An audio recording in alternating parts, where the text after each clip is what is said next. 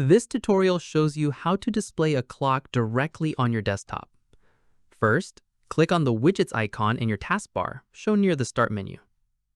After that, this opens the Widgets panel, showing news, weather, and other cards. From there, click on the three dots at the top right of the Widgets panel. At this point, click on Add Widgets.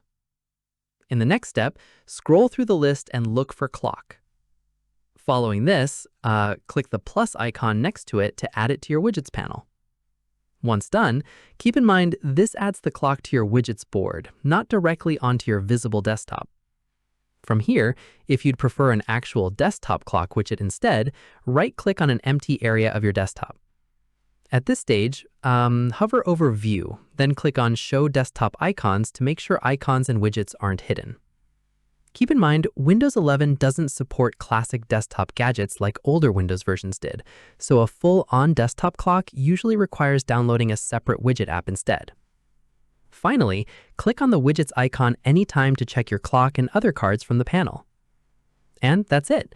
If this guide helped you add a clock widget in Windows 11, give it a like, subscribe for more Windows tutorials, and tap the bell icon for updates. See you in the next one.